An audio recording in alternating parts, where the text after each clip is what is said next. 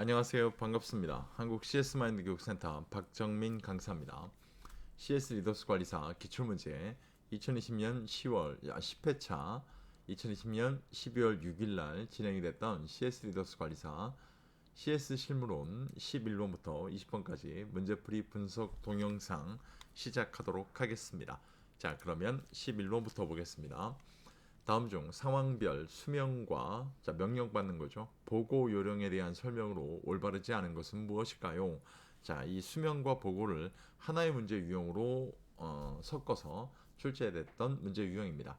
1번 보고는 지시한 당사자에게 직접 해야 됩니다. 맞습니다. 네, 완료되면 직접 보고하죠. 2번 복잡한 것은 문서로 정리하여 보고합니다. 맞습니다. 3번 업무 수행에 있어 곤란한 문제가 발생했을 경우 업무 수행에 있어 중간 보고를 실시합니다. 맞죠? 이거 설명 맞습니다. 중간 보고에 대한 측면. 직속 상사 이외의 명령을 받을 경우 먼저 직속 상사에게 보고하고 그 지시에 따릅니다. 맞습니다. 보고의 내용이 긴 경우 이유와 경과 등을 먼저 설명하고 나중에 결론에 대하여 보고합니다. 이건 잘못되어 있죠. 앞뒤가 설명이 잘못되어 있습니다. 결론부터 먼저 보고하고 나중에 이유와 경과 등에 대한 것도 순서로 순차적으로 보고합니다. 이런 관점으로 보셔야 되는 거죠. 그래서 5번 설명이 잘못되어 있습니다. 암기라든가 이것까지 하지 않으셔도 되고요. 충분히 그냥 객관적으로도 설명 내용을 쭉 한 번만 보시면 유추할 수 있는 문제 유형이었습니다. 네, 정답을 유추가 가능한 문제 유형이죠. 다음 문제 보겠습니다. 콜센터의 업무 성격에 따른 분류 중 아웃바운드입니다. 아웃바운드 그러면 저희가 흔히 알고 계시는 마케팅이라는 것과 연관 지을 수 있는 대표적이죠. 아웃바운드 콜 서비스. 왜 그러냐면 기업이 전화하는 거니까요. 기업이 전화한다는 관점은 잘 보시면 목적 지향형, 뭐 판매, 수익 지향형 자, 이런 것들 관점이 있어요. 왜 그러냐면 수익에 대한 측면이거든요. 그래서 마케팅이라는 이 워딩과 연계됩니다라고 설명을 드린 거예요. 자, 그럼 1번 성과 지향형 맞겠죠? 예, 성과를 만들어내야 되니까요. 2번 기업 주도형 맞습니다. 기업이 전화하는 거니까요. 고객 접근 용이성 자, 고객 접근, 고객의 접근이 용이하다라는 관점은 뭘까요? 인바운드겠죠. 인바운드. 이해가시죠? 자, 목표 달성과 성과 분석. 자, 아웃바운드입니다. 당연히 이게 있을 테니까요. 그래서 5번 판매 이후의 사후 관리 아웃바운드가 맞습니다. 이해가시죠? 자, 이렇게 구별할 수 있는 문제 유형 아주 간단한 문제 유형이었습니다. 다음 문제. 다음 중 텔레마케팅과 관련해 스크립트의 필요성에 대한 내용으로 가장 올바르지 않은 거. 자, 스크립트라고 얘기가 되면 고객 응대 시나리오라고 알고 계시는 것들입니다. 스크립트 아시겠지만 아웃바운드와 연계되죠. 그럼 텔레마케팅의 대화 대본이기 때문입니다. 그 관점 정도만 좀 알고 계시고 보기를 보도록 하겠습니다. 스크립트 1번 볼게요. 스크립트 작성이 직접적으로 생산성 관리에 기여하는 부분은 없지만 맞을까요? 콜센터의 통화 관리가 쉬워질 수 있다. 아니요. 스크립트를 만드는 이유는 제가 아까 시나리오라고 말씀드렸잖아요. 시나리오는 왜 만들어 놓을까요? 너무 간단한 거예요. 네, 생산성 향상을 위함이다 라고 나오는데요. 이 생산성 향상이라는 개념 자체가 어떤 의미냐면 통화 시간을 줄여준다는 관점입니다. 이렇기 때문에 생산성 관리에 기여하는 부분이 없지만 이라는 설명은 잘못되어 있는 표현이죠. 그래서 스크립트 작성은 콜센터 내의 생산성 관리에 도움을 줍니다. 라는 표현이 맞는 설명입니다. 생산성 관리에 도움을 준다는 표현은 그만큼 빨리 마무리 지을 수 있는 통화를 빨리 마무리 지을 수 있습니다. 여기에 대한 메리트를 제공해 준다는 게 스크립트입니다. 나머지 2번, 3번, 4번, 5번은 다 스크립트의 필요성에 대한 내용으로 다 맞는 설명이죠. 자, 이 문제 같은 경우도 다시 한 번 말씀드리지만 1번, 이게 답인가 봐. 이걸 찾는 게 중요한 게 아닙니다. 2번, 3번, 4번, 5번 이 내용을 꼭 한번 읽어 보셔야 됩니다. 이래야 선생님 이 문제 푼 것만으로 기본서 내용을 안 보시더라도 향후에 변화되는 문제에 대응이 가능하시게 되는 겁니다. 이해가시겠죠? 그 관점으로 꼭 활용해 보시기 바랍니다. 다음 문제. 콜센터 매니지먼트 부재의 근본적인 원인으로 가장 거리가 먼 것 무엇일까요? 아마 기본서에서 일부 기본서에는 있을 수도 있겠습니다만 저희가 사용하는 CS 표준교육센터 기본서 교육 내용에서는 확인하기가 어려우신 거죠. 그래서 저희가 교재 외 기출문제라는 파일에서 제공해드리고 있는 문제인데 1번 콜센터 매니저의 업무 과중 맞습니다. 2번 장기적 인재 육성 의욕과 관심의 부족 맞아요. 3번 전문화, 표준화, 고급화되지 못한 조직관리 맞습니다. 4번 텔레마케팅 산업의 급속한 퇴보로 인한 전문 인력 발생의 급증. 자, 이건 이 워딩만 읽어보더라도요 조금 앞뒤가 맞지가 않죠. 죄송합니다. 텔레마케팅 산업의 급속한 발전으로 인해 전문 인력의 부족 현상이 발생되고 있는 거죠. 그죠? 이건 두 가지 부분의 워딩을 다 잘못 바꿔 썼습니다. 4번 설명이 잘못되어 있습니다. 5번 경험적 전문성 중심의 채용 및 발탁으로 인한 근본적인 매니저의 자질의 부족이라고 나옵니다. 1번, 2번, 3번, 5번은 실제 콜센터 매니지먼트 부재의 근본적인 원인에 해당하는 내용입니다. 4번 내용도 바꿔 쓰게 되면 총 근본적인 원인입니다 라고 저희가 대비할 수 있는 5가지 사항이 만들어지게 될 겁니다. 꼭 한번 체크해 놓고 주의 깊게 보셔야 됩니다. 향후에 어떤 방식으로 파생될지 알 수가 없기 때문에 꼭 한번 체크하고 보시기 바랍니다. 다음 문제. 콜센터 모니터링 방법 중 녹음된 콜 샘플을 무작위로 선택하여 듣고, 자, 여기까지 몰라도 됩니다. 상담원 자신을 평가하는 방식의 모니터링 기법, 상담원 자신을 평가하는 방식이라고 나옵니다. 상담원 자신을 평가하는 방식. 자, 저 키워드만 나온다면 콜 태핑이죠. 콜 태핑. 만약에 스스로를 평가합니다. 정해진 평가표에 의해서요. 두 가지가 동시에 나오면 셀프 모니터링. 동료가 평가합니다. 동료 평가제입니다. 피어 모니터링. 정해진 평가표만 나오면 리얼타임 모니터링. 상담원과 공유합니다. 레코딩 모니터링. 상담원과 떨어진 장소에서 상담원의 통화를 모니터링합니다. 흔히 지금 상담원과 떨어져 있을 뿐이지 지금 듣고 있습니다. 모니터링합니다. ing의 의미를 담고 있는 현재 진행이라는 의미를 담고 있는 거 사일런트 리모트 모니터링. 근처에서 직접적으로 콜을 듣겠습니다. 사이드 바이 사이드 모니터링. 신규 상담원에게 좋은 방법입니다. 자, 이렇게 되면 7가지를 다 대비하실 수 있는 문제 유형이었습니다. 꼭 한번 체크하고 보시길 바라겠습니다. 다음 문제입니다. 다음 중 악수의 5대 원칙으로 가장 거리가 먼 거. 2020년까지 이런 식의 문제가 나올 줄은 꿈에도 몰랐습니다. 악수의 5대 원칙입니다. 미소, 스마일, 아이 컨택, 눈 맞춤, 디스턴스 적당한 거리, 리듬 말 그대로 한글도 리듬이죠. 적당한 힘, 파워 이렇게 되어 있습니다. 자, 그럼 이 중에 해당하지 않는 거, 엘레강트는 여기 들어갈 리가 없죠. 우아한 품격, 잘못된 설명입니다. 악수의 5대 원칙, 뭐 따로 설명드릴 게 없을 정도로 아주 그냥 간략한 단답식 문제 유형이었습니다. 다음 문제. 다음 중 비즈니스 상황에서 지켜야 할 전자우편, 자, 이메일입니다. 네티켓에 대한 설명으로 가장 올바른 거 무엇일까요? 아이고, 이게 뭔가요? 답부터 나오고 있네. 예? 예? 아이고, 답이 그냥 나오네요. 예, 이건 제가 이 PT를 작성할 때 뭔가 잘못됐었나 봐요. 자, 1번 볼까요? 좀 김이 빠지긴 하는데 1번 상세한 정보를 전달하기 위해 첨부 파일은 용량에 상관없이 모든 경우에 예외를 두지 않고 발송합니다. 맞아요? 아니죠. 네, 선생님. 모든 경우에 예외를 두지 않고 발송하는 게 아니고요. 실제로 용량이 큰 파일이나 여러 개 파일은 압축해서 첨부합니다. 어떻게 보면 선별적인 거죠. 그죠? 2번 유머 메일 또는 정보성 메일의 경우 미리 수신자의 동의를 구한 후 발송합니다. 아, 이건 맞는 설명이에요. 그죠? 미리 뭐 표시가 되어 있는 것처럼. 3번 약어 및 속어 사용을 통해 보다 명확한 의미가 전달될 수 있도록 합니다. 아니요, 못 알아듣는 분도 되게 많아요. 네, 이 영상을 지금 뭐 촬영하고 있는 저조차마저도 저희 뭐 아이들이 얘기하는 약어를 못 알아듣는 경우가 되게 많아요. 실제로 보면.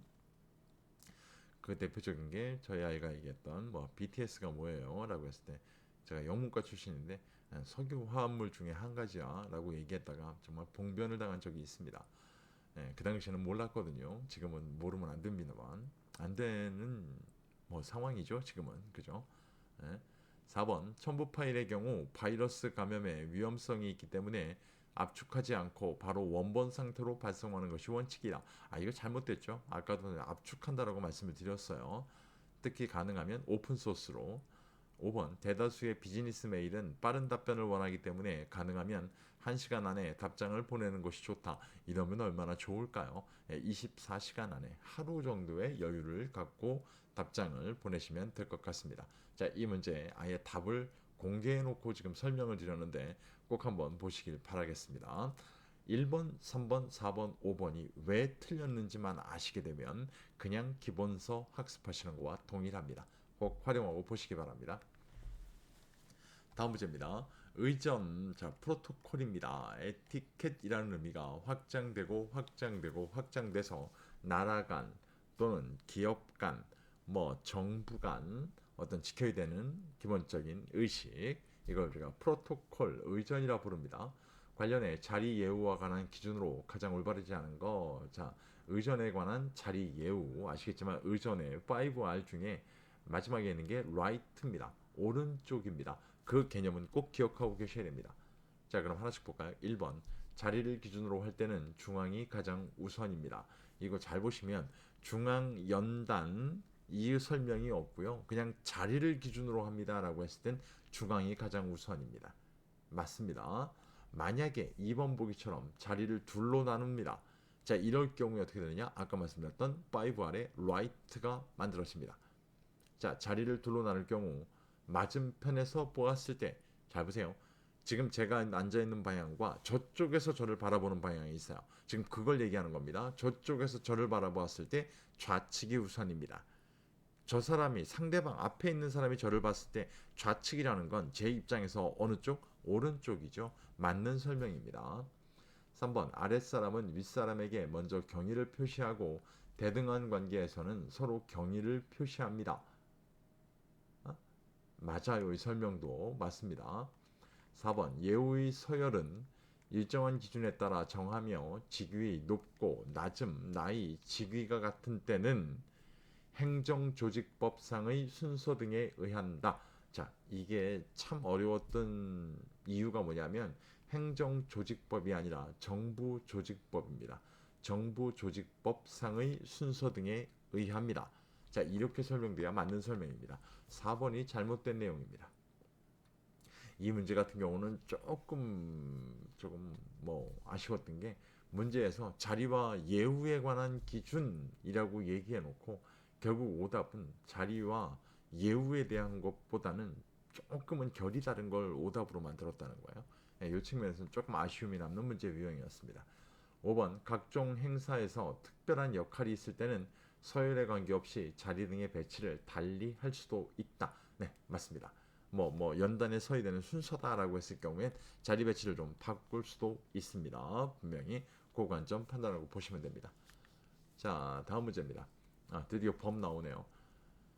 자, 19번 문제. 다음 중 소비자 기본법 및 시행령의 기본 개념과 정의에 대한 설명으로 올바르지 않은 거. 자, 소비자 기본법 및 시행령 및 기본 개념.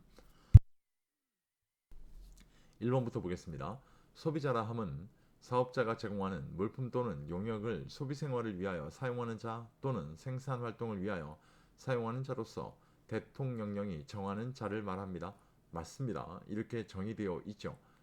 2번 사업자라 함은 물품을 제조, 수입, 판매하거나 용역을 제공하는 자를 말합니다. 맞습니다. 이래놓고 반대급부로 금전을 받는 사람들이죠. 3번 소비자 단체라 함은 소비자의 권익을 증진하기 위하여 소비자가 조직한 단체를 말합니다. 이래서 우리나라 소비자 단체는 등록제로 되어 있습니다. 허가제가 아니라. 4번 사업자 단체라 함은 이 이상의, 자, 이걸 보면 좀 안타까운 거예요. 왜 그러냐면 이게 바뀌었거든요. 이전 문제들은 2가 아니라 5, 10 이렇게 숫자를 바꿨는데 이번에는 얘가 맞습니다. 사업자가 공동의 이익을 증진할 목적으로 조직한 단체를 말합니다. 맞아요. 그럼 5번 남았습니다. 제공된 물품 등을 농업 및 어업 활동을 위하여 사용하는 자는 소비자 범위에서 제외됩니다. 자, 이러면 농민과 어민은 소비자 범위에서 제외한다는 얘기일까요? 이렇지가 않아요. 이 중에 좀 구체적으로 가셔야 되는 게 뭐가 있냐면 제공된 물품 등을 농업, 특히 축산업 및 어업 활동을 위하여 사용하는 자, 소비자의 범위라는 걸로 수정을 해야 되는 문제 유형인데 여기에서 보면 원양산업발전법에 따라서 해양수산부 장관의 허가를 받아 원양어업을 하는 사람들은 소비자 범위에서 제외하게 됩니다. 그러니까 어업 활동이라고 저 넓은 범위를 얘기하시면 안 되고요. 예, 이 사람들도 다 소비자 범위 안에 포함합니다. 어업 활동을 하는 사람들. 하지만 이 중에 원양 어업을 하는 분은 소비자 범위에서 제외한다는 거예요. 그러니까 이 설명이 있어야 되는 거죠. 이해가시겠죠? 그래서 조금 구체화시켜서 구별하셔야 되는 문제 유형이기도 했습니다. 자, 이번 영상 마지막 문제입니다. 1962년 미국 케네디 대통령의 소비자의 이익 보호를 위한 특별 교서에 포함된 소비자의 권리와 가장 거리가 먼 거. 자, 이렇게 물어봤지만 결국 소비자 4대 권리를 물어보고 있는 거죠. 소비자 4대 권리라고 하면 저희가 알고 있는 것들만 따지게 되면 뭐가 있을까요? 소비자 4대 권리, 안전에 대한 권리, 정보를 제공받을 권리, 선택의 권리, 의견을 반영시킬 권리, 이렇게 네 가지가 있습니다. 그러면 네 가지 중에 해당하지 않는 거, 공정 분배, 촉구의 권리, 이런 건 해당하지 않죠. 그래서 소비자 4대 권리를 물어보는 문제 유형이었습니다. 충분히 암기를 통해서도 기억하실 수 있는 유형입니다. 딱 네 가지밖에 없기 때문에 한번 더 꼭 참고해 보시길 바랍니다. 자, 이렇게 11번부터 20번까지 문제를 한번 풀어봤는데요. 한두 문제 정도만 빼고 나머지는 굉장히 문제를 읽는 순간 답이 그냥 유추가 될 정도로 아주 간단한 문제 유형들이었습니다. 자, 이 영상만으로 나는 충분히 문제를 이해하는 데 도움이 됐다면 저희도 감사한 일입니다. 하지만 이거 말고 나는 좀 세부적으로 표시되어 있는 자료를 원한다. 또는 좀 더 구체적으로 설명을 좀 보기를 원한다 라고 하시는 분들이 있다면 저희 거 홍보 좀 하겠습니다. 자, 오른쪽에 있는 사진 위아래 걸 보시면 될 것 같고요. 오른쪽 위에 있는 사진은 저희 센터가 현재 운영하고 있는 네이버 카페의 메인 화면입니다. 카페에 오셔서 가입하시게 되면 실제로 유료화되어 있습니다. 카페가 왜냐면 다 저작권 자료들이기 때문에 출판물이라든가 이런 것들이 다 저작권 등록이 돼서 전부 다 인정을 받았습니다. 그래서 그것들을 구매하시면 되는 거고요. 아래 보시는 세 가지의 문제집 유형이 제가 작년부터 준비를 해서 올해 출판한 새로운 이북 형태의 문제집들입니다. 문제, 기출 문제, 분석 문제집들입니다. 전부 다 해가지고 전부 다 저작권 등록이 다 되어 있고요, 실제로. 그래서 이 관점으로 한번 체크해 보시면 좋을 것 같습니다. 제가 저자기 때문에 감히 말씀을 드리면 현존하는 가장 압도적인 문제풀이 합격 솔루션이라고 저는 자부하고 있습니다. 2010년도 제가 전문 강사 양성 과정, 그 다음에 라이선스 취득한 다음에 내내 강의를 해오면서 그 수많았던 합격자분들이 가장 강사님의 교육 과정과 강사님이 제공해준 이 자료가 시험에 가장 많은 시험 합격에 도움이 됐습니다 라고 충분히 인정받아왔던 자료들에 계승되는 내용들이기 때문에 한번 확인해 보시면 좋을 것 같습니다. 시험 합격에 분명히 도움이 되실 것 같고요. 단 한 번 시험 접수에 한 번의 시험 합격을 원하신다면 꼭 한번 강력하게 활용해 보시기를 추천드리도록 하겠습니다. 오늘 보신 영상이 시험을 준비하는 데 도움이 되셨다면 구독과 좋아요 체크도 꼭 좀 부탁드리도록 하겠습니다. 다음번 영상은 CS 실무론 마지막 영상이겠네요. 21번부터 30번까지 문제풀이 분석 동영상으로 찾아뵙도록 하겠습니다. 긴 시간 고생 많으셨습니다. 고맙습니다.